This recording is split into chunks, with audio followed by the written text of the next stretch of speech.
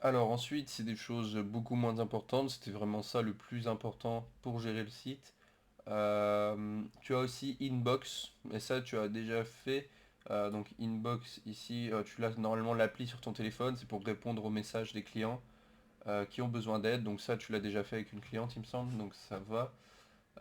Ensuite tu as l'accueil, donc dans l'accueil c'est juste pour voir, voilà, tu vois vite fait les sessions des gens, les ventes totales, donc là tu as mis 1 centime symbolique, le nombre de commandes, le taux de conversion, donc voilà, ça c'est des petites statistiques.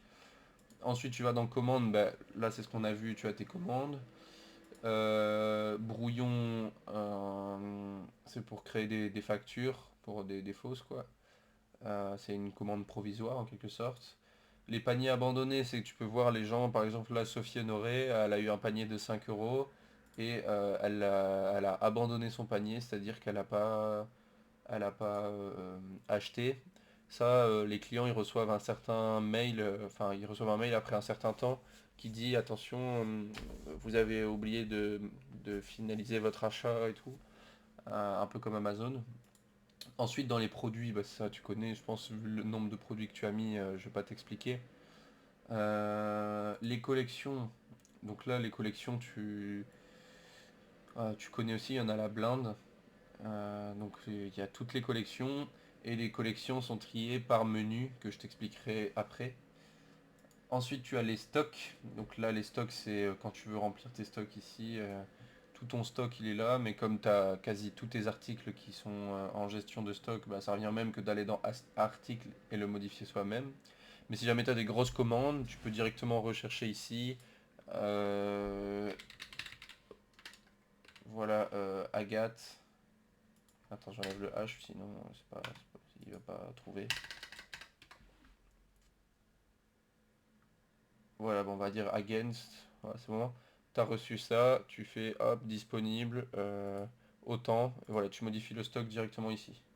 C'est plus simple. Et si tu as reçu, je sais pas, 5 articles, le même truc, tu modifies. Comme ça te permet de tout faire en même temps. Et c'est un peu plus facile pour gérer le stock. Ensuite, tu as les bons de commande. Donc là, c'est pour...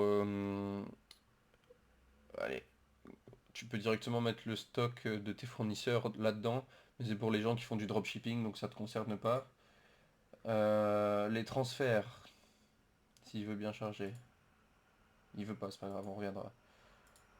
Transfert, voilà, transférer du stock entre les emplacements. Ça, c'est quand tu as plusieurs stocks et que tu as, enfin, t'as plusieurs magasins et que tu dis au final il va dans ce magasin-là, nanana. T'en as qu'un, donc ça te concerne pas. Ensuite, les cartes cadeaux, bah là, comme je t'ai dit, tu as tes cartes cadeaux qui sont actives ou pas, qui sont utilisables, qui sont utilisées, qui sont vides, qui sont désactivées. Donc là, tu les as toutes normalement. Voilà. Enfin, soit c'est les cartes cadeaux, tu peux les gérer facilement. Tu peux même. Euh, allez, tu as le code, tu peux mettre des commentaires pour les gens. Euh, tu vois, les gens ils reçoivent la carte cadeau directement par mail avec le code. Donc ça, ils ont le code. Bon, il n'y a pas vraiment grand chose à gérer pour ça. Bah, je coupe la vidéo et on passe à la partie client.